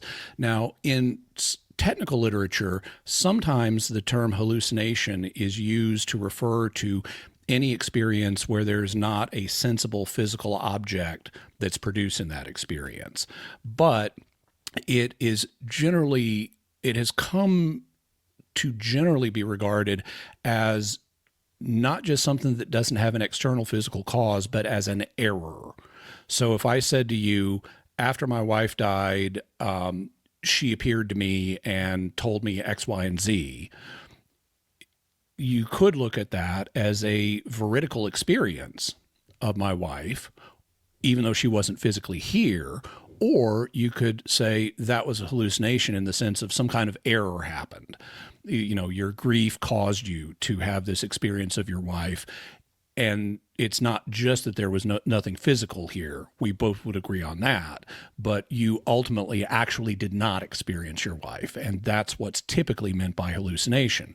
Well, in his book, James cites a variety of different sources that all make that assumption.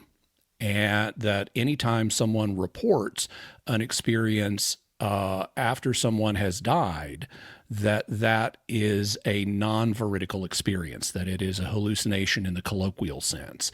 And he therefore is able to say, hey, post-bereavement hallucinations are common, and just assume that these are hallucinations. And I would say that is not the case. Some people have hallucinations after their loved one passes on where they mistakenly think that they are in communication with their loved one. But many people have experiences of their loved ones after their loved one's death that are actual experiences of their loved one. These are what are known in the parapsychological literature as after-death communications. And the rate of ADCs is very, very high. Between 40 and 50% of the population reports at least one ADC during the course of their life. Depending on which studies you look at, it varies a little bit, but it's almost half the population. But in his book, James just assumes none of these are vertical experiences. And I would say that's a mistake. Many people have actual communication with their departed loved ones, which gives us reason to look at the experiences in the New Testament and say, these may not all be hallucinations in the sense that you mean. For example, when St. Paul has an experience of Jesus on the road to Damascus, I agree with James that we can't confidently say that was a physical appearance, because in Acts 22, Paul says it was a heavenly vision. But that doesn't mean he didn't really encounter Jesus, because it turns out that veridical after-death communications are very prominent, and we have good evidence for that, which I can give you a taste of if you want. But I would say that this is another example of a naturalized assumption that is not actually supported by the data that we have here, and it's one of many.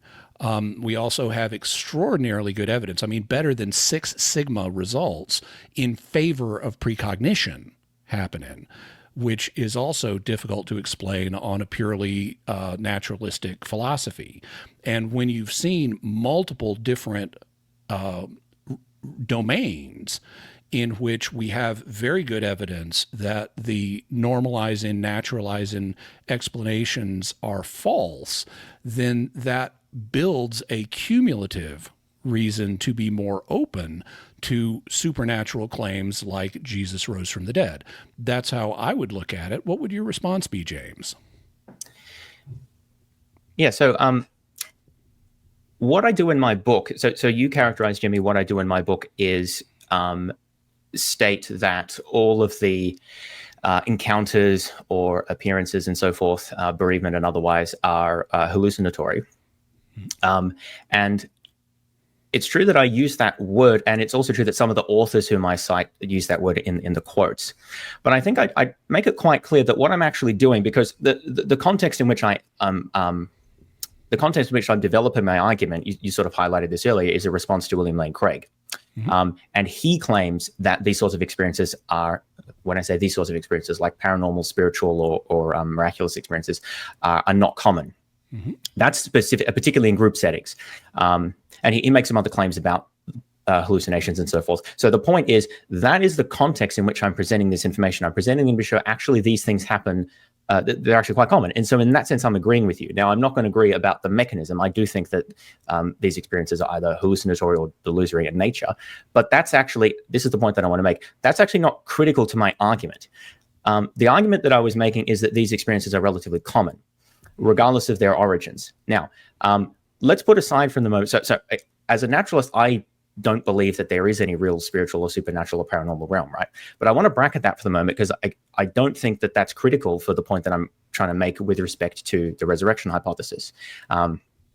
The point that I would want to make is that these sorts of both individual and group spiritual and paranormal experiences are relatively common. People often do have encounters with the dead, or see people that they believe who have died, and so forth.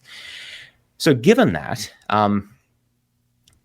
the question would be, let me rephrase that. It seems that given that that's a relatively common baseline, it's not that inexplicable that the apostles or that Jesus' disciples would also experience such things. And the relevance of that is then going to be, well, why does that then warrant an inference to a resurrection, when in most cases where these sorts of experiences occur, that's not associated with a resurrection? And that's the key point there, right? Regardless of whether they're hallucinatory or delusory, or whether they're seeing a ghost, or whether it's something else, they're not associated with resurrections. Mm-hmm. And so why then we warranted for appealing to a resurrection in the Perfectly happy to answer case? that. Perfectly happy to answer that. I've already alluded to it in my opening presentation because, as I mentioned, the disciples entertained several different theories about what explained what was going on. And before they concluded that Jesus had risen from the dead, they thought it's a ghost. It's an apparition of a ghost. And it was only after he said, hey, look, a ghost doesn't have flesh and bones. You can see that I do. You know, look at my hands, look at my side. You're welcome to probe them. I'm going to eat fish in your presence. It was only after he demonstrated his physicality that they concluded that they were not looking at a ghost, that he had been physically raised. So that's what differentiates the resurrection hypothesis from the proposal that they had simply an experience that they regarded as being an experience of a ghost. So that's your explanation for why the disciples believed that it was a resurrection. Is that also why you believe that it was a resurrection? Yeah. Which is what I'm interested in. Otherwise, if he hadn't done that, if he hadn't demonstrated his physicality in various ways, and Luke indicates that there are more than just what he records. He said he demonstrated this in many ways. But if he hadn't demonstrated, then I'd be perfectly comfortable saying, oh, okay, Jesus appeared to them from heaven as a ghost. He was just an apparition. Right. Well, okay, so there's a couple of things about that I wanted to ask about. So one is, do you think it's possible, or maybe likely would be the relevant question. Sorry. Actually, just let me add this. I think Jesus has appeared to people without physically manifesting to them. Yeah. So I think there are apparitions of Jesus. And if he didn't demonstrate his physicality in the gospel context, I would have no problem saying, yeah, well, this is just an apparition of Jesus like other apparitions of Jesus in history. Yeah. So one question I have is, do you think that people can have an experience of, or either have an experience or remember having an experience of, say, touching someone's hands, for example, or someone eating in front of them, that when that didn't actually happen? Like, I didn't ask that very well, but like, you think that people can have, let me ask it differently. Hallucination. Well, no, that's not that's one explanation. But what I mean is, you think that people can see visions of, say, Jesus appearing to them, or someone else, dead relatives. Mm-hmm. But what I don't see is why someone couldn't see a vision of someone eating a fish, or even have an experience of touching someone, but who is nevertheless sort of not physically there. Yeah, they can have those. Tactile experiences in after-death communications are reported. That's the handle me parts. And visual experiences are also reported, so that you could see, if you see your departed loved one, hypothetically you could see your departed loved one eating food. So visual and tactile experiences are part of after-death communications, but they're not part of after-death communications in such a way that when the person is done eating their fish, that the fish that was on the table is not still there. Right. The fish doesn't vanish if you see someone eating it, and it's just a subjective experience. Yeah. And so that's the critical difference. And especially it doesn't happen when the person you're seeing is saying, hey, I'm not a spirit. A spirit hath not flesh and bones. Look. And then they show you these things as proof of the fact that they are still physically alive. Yeah. So the explanation that I give is, obviously I do appeal to hallucinations, but I'm wanting to emphasize here that I can substitute out hallucinations for paranormal experiences for the sake of argument, and the rest of my argument goes through, right? So and other people have argued this. So I think objective visions or something it's been called. But the point is, the disciples could have had some sort of objective vision of Jesus, but that doesn't mean that Jesus really said exactly what is reported in the Gospels. Like, it doesn't mean that it follows that he actually said, test and feel to prove that I am physical, because the rest of the processes that I document could have operated to bring about the disciples' belief that that's what Jesus was doing, or to for the memory distortion and contamination and other effects, for them to believe that that's what Jesus had done with them. So Jesus appeared to them, but it wasn't actually a resurrection appearance. They came to believe that. And that would be likewise how they came to believe that there had been fish left over, even though, well, we don't actually know if there was, but like, that's what I'm saying. Maybe there wasn't. They came to believe that. In pursuing this line of argument, you're deviating from the data we have at hand, and you're imagining data that we do not have at hand. What data am I imagining? You just spun several scenarios that say, well, no, I said Jesus appeared to them in an objective vision, but then they had subsequent memory distortions that affected how they remembered that and came to remember it, say, in line with what John says. And those memory distortions are not evidence that we have. They go beyond the evidence we have. And so this is another form of cherry picking the data. And no, because you're going beyond the data at hand. Well, this is what we had before. So again, let's say that Jesus appeared in an objective vision, but was not resurrected, right? So my explanation as to how the disciples came to believe that he was resurrected and how you get the reports in John is, I could appeal to the perceptual biases and memory distortions and so forth that I talked about, the socialization processes, so all those other aspects of the model. The only difference from what I actually discussed is that we're swapping out a hallucinatory experience for some sort of objective vision experience, right? But the point I want to make is that a resurrection doesn't follow from that, because there is an alternate explanation that I just outlined. Now you say, but those processes, you're just speculating those, and to which I respond, but that's no different from hypothesizing that Jesus was raised from the dead, because that's not data we have either. We're postulating that as an explanation for the data of the disciples reporting feeling and touching Jesus and seeing him eat fish. I'm doing the same thing from my postulated mechanisms for how that came about. So one thing that I think is relevant to the discussion here is another philosophical principle that neither one of us has mentioned yet, but there is a certain attitude towards towards the data that one has, where you can either trust the data as your starting assumption or distrust it as your starting assumption. And my proposal is that anytime we have data, we need to trust the data until we get evidence of some form that we need to entertain an alternative hypothesis. Let's suppose, back when my wife was alive, let's suppose I came home from grad school and I saw a woman who looked just like my wife, and she said, "Hi, honey," and it was her voice, and she was making dinner for us. Well, the logical thing to do with that data is assume, okay, this is my wife and she's making dinner for us.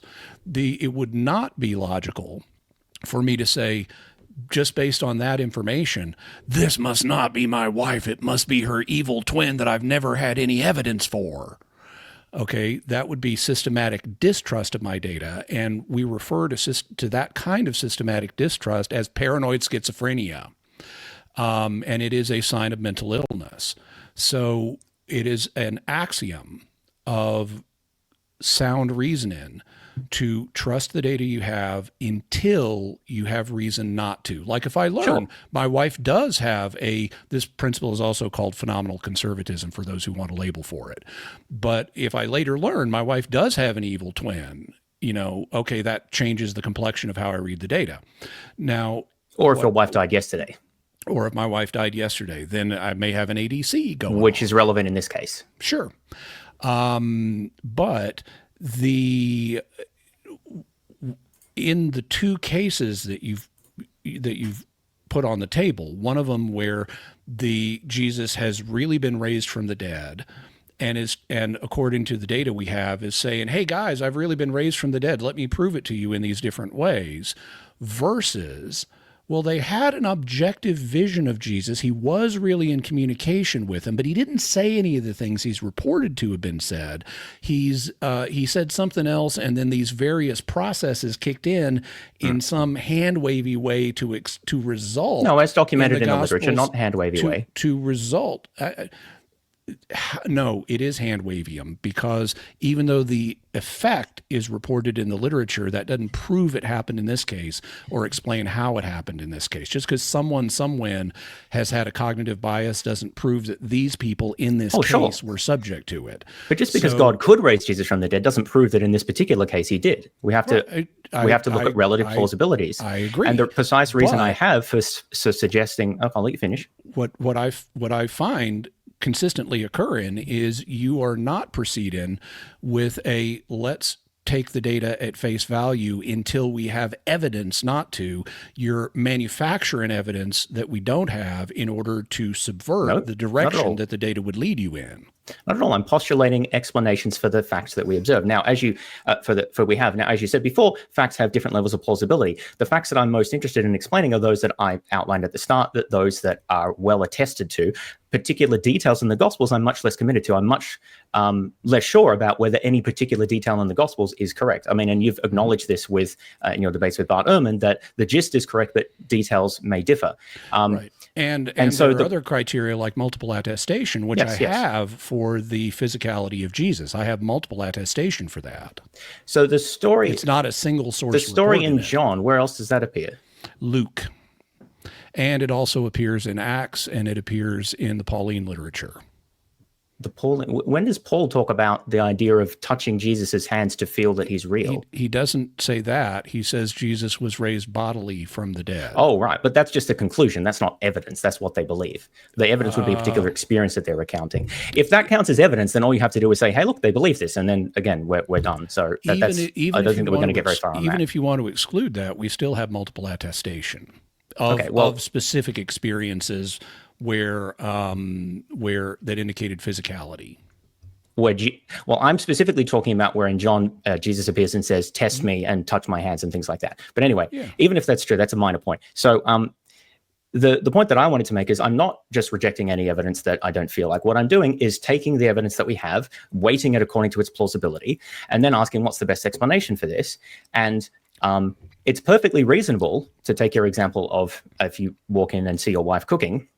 Normally you would think, hey, my wife's cooking, unless your wife just died. And then you think, oh, something strange has happened here. And you might consider different explanations. Yep. So why is it that I might think that memory distortions and other factors operated to lead the disciples to believe that Jesus had been resurrected when he actually hadn't?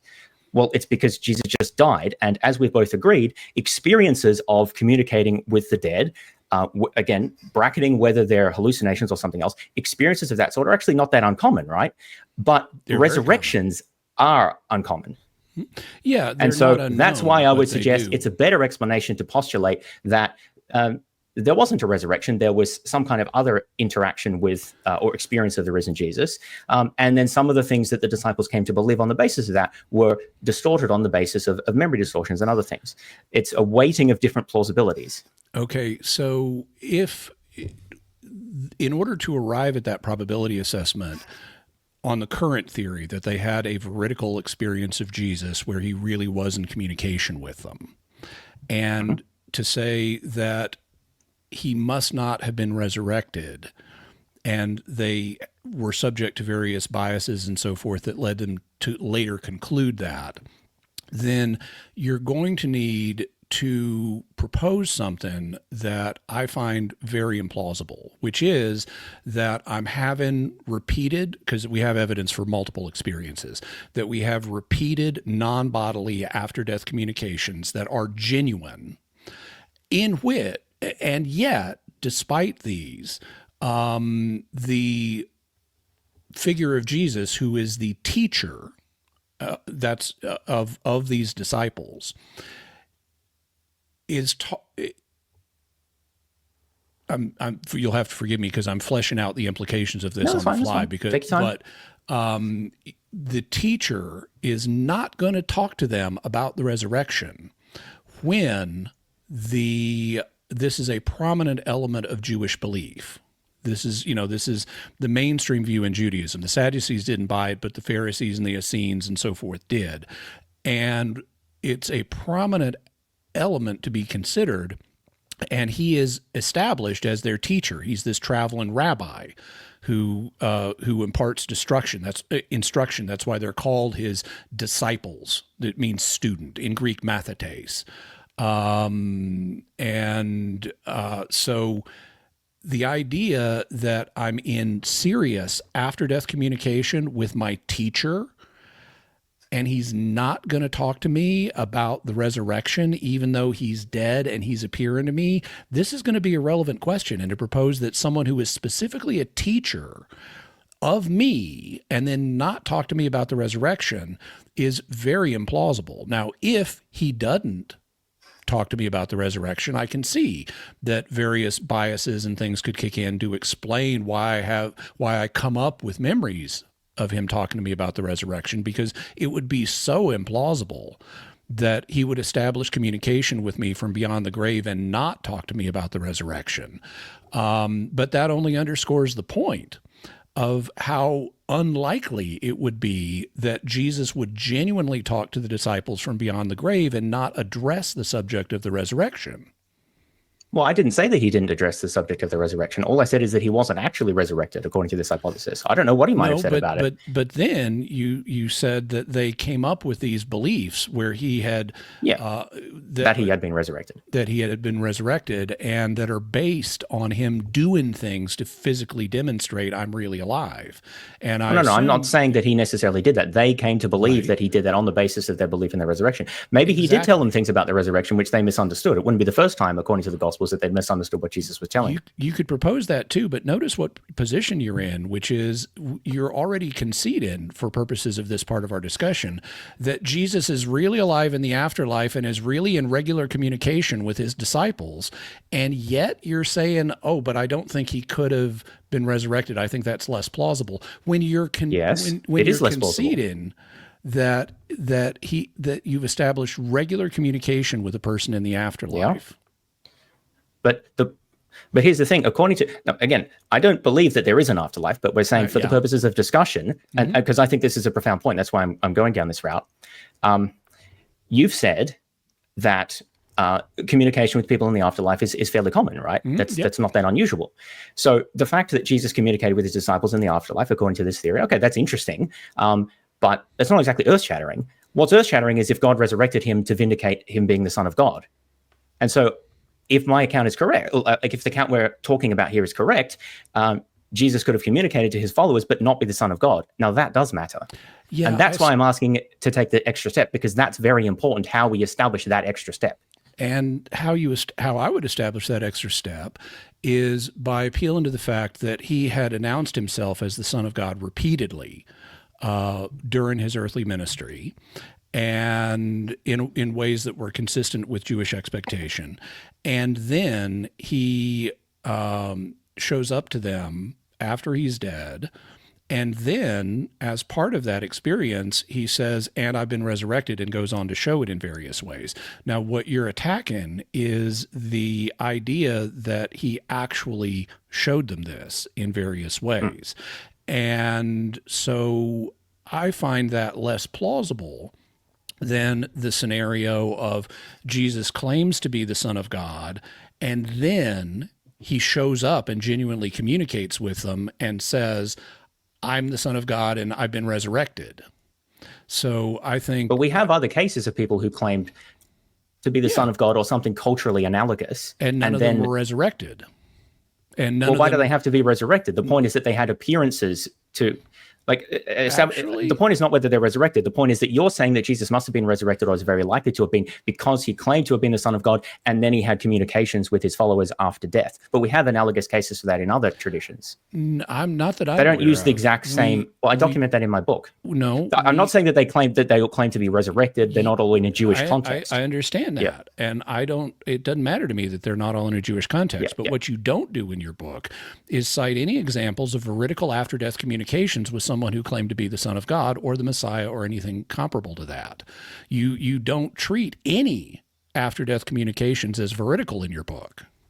No. That's true, but the point is to illustrate examples of when communications or appearances occur. And a good example is Menachem Mendel Schneerson, who meets all these criteria. He has had after-death communications with people who are his followers, and he did claim to be the Messiah. No, but it doesn't matter whether I think they're veridical in my book. For the purposes of our discussion here, we're saying, look, the communications existed. He claimed to be the Messiah. That's a parallel with Jesus. Obviously, not everything is the same. But what I'm asking is how we go from, and there are, again, other analogous cases. That's just the one that's clearest because it was in a Jewish context. The question is how we go from a claimant who then had followers who then, after he died or she died, they had some sort of communications or experiences with them, why we infer from that to they resurrected and were the Son of God, or like really were the Son of God. If you want to propose that Menachem Schneerson has had after-death communications with some of his relatives or followers, for the purposes of our argument here, I'm happy to entertain that proposal. But I don't think that Menachem Schneerson, I don't think that we have evidence for Menachem Schneerson's resurrection the way we do for Jesus. We have already looked at multiple, going back to my initial presentation, we've already looked at multiple alternative theories that all have significant problems, but we don't have equivalent facts about Menachem Schneerson that have those same set of problems. So I would say, is the case for Jesus being resurrected stronger than the case for Menachem Schneerson being resurrected? I would say, yeah, it's stronger. So if I could exercise my hosting powers here. Yeah. We are at the end of time. So, well, very close. I know. We could keep going for another 12 hours at least. Right, of course. We could rival my most popular and longest video I think Joe will fall asleep, though. Right, yes. I am Sleepy Joe today. So, okay, let's just have like 2-minute closing statements. Try not to introduce new stuff when you're doing this. Yeah. But just summarize things, thank your lovely opponent, maybe say something nice about them. Mm-hmm. That's always a fun thing to end on. But let's start with Jimmy this time, because we started with James for the debate. So we'll start with Jimmy. Well, I want to thank my lovely opponent for this invigorating discussion tonight. I like his headgear because he's got a hat too. So, and I do appreciate that he is trying to engage on this issue in a way that is sophisticated enough to go beyond what a lot of historical proposals are. Essentially, he has an improved version of Hermann Reimarus's proposal because he takes the deception out of it. So I think that's good. I like his. I like the fact that he's made these proposals, but I think that he goes beyond the data in a way that violates phenomenal conservatism. And I think he is suffering from a naturalistic bias that I simply disagree with. I've done a lot of study of parapsychology. I'm a member of the Society for Psychical Research. I publish in peer-reviewed journals on parapsychology. I actually teach parapsychology. And I have to say that even though I once held a position very much like James's, the more I've dug into the data, the more and we haven't even really touched it tonight, and so I won't expand on it in this closing statement. But I've just seen very good evidence that the naturalistic assumption, the naturalistic worldview is very problematic. And that makes me open to possibilities like someone has risen from the dead. And I think that in this case, given that paranormal events are actually common, and that there are multiple problems with the alternatives to this hypothesis, that the most probable is that Jesus was resurrected. But as I said at the beginning, I recognize that the conclusions you come to are going to depend on what your priors are. Cool. Thanks very much, Joe, for inviting me, and Jimmy for the invigorating discussion. I do appreciate, Jimmy, your willingness to engage with the questions that I asked and also Joe asked, and to work things through. I think that was quite productive, actually. So I really do appreciate that. In terms of just a bit of a summary of where I'm at. So I never claimed that the RHBS model is like a perfect explanation or it gives sort of maximal probability. The point of the explanation is really to provide a contrast to the traditional Christian resurrection hypothesis, which I think and one which I think is more plausible overall as an explanatory account. Now, as Jimmy has mentioned numerous times, and I completely agree with, how you assess the plausibility of an explanation will depend on your prior commitments. And I flagged at the beginning of my remarks, we didn't talk about it too much, but the resurrection hypothesis has a number of issues with respect to assessing the plausibility of things like, why would God want to raise Jesus from the dead, or how likely is it that he would do that, given that most people are not raised from the dead, and why Jesus would appear to his followers and only his followers, questions like this. Now, many Christians, I think, will take these as fairly plausible or just not that big of a deal, or they'll have theological reasons to give for them. And from their worldview, that's fine. I think that there's a question about defending those, obviously. But what I want to emphasize, and this is, I think, a key contrast with Jimmy, is that when I'm attempting to explain something like the accounts of the resurrection, I invoke explanatory postulates like that Joseph wanted to move the body because he wasn't really a follower of Jesus, or maybe his family said something, or whatever else. Or I invoke memory distortions and things like this. Now, I think that these are postulates that we cannot directly demonstrate, and in that sense go beyond the data. I completely agree there. Where I disagree with Jimmy is that I think we can establish that these are reasonably plausible given our background knowledge about the world, and in particular that the postulates that I need to make are more plausible than the contrasting postulates that Christians must make about God's motivations and reasons for acting. Obviously, that requires further detailed discussion to work through all the details. We only had a little bit of space for that this evening, but what I want to emphasize is that whenever anyone is providing an explanation, they must do that. If they're not just to regurgitate the facts, they invoke postulates beyond the facts, which are supposed to explain the facts. So I think both explanations do that. I tried to give a defense of why I think the RHBS is a better way to do that, is more plausible. And one final point to emphasize is that the RHBS model does not assume that the paranormal does not exist. It's, I think, largely irrelevant to the RHBS model, in that it's quite possible that there could be paranormal events, but the question really is, what is the best explanation for the facts surrounding Jesus's post-mortem appearances and the beliefs of the disciples? And are we justified in invoking an actual resurrection to account for that? And that's, I think, the question I want to leave people thinking about. So thanks very much.